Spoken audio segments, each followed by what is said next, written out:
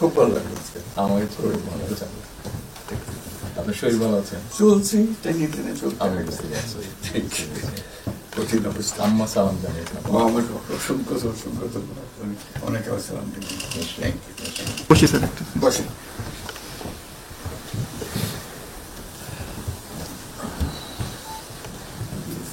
আবহাওয়াটা খুব ভালো।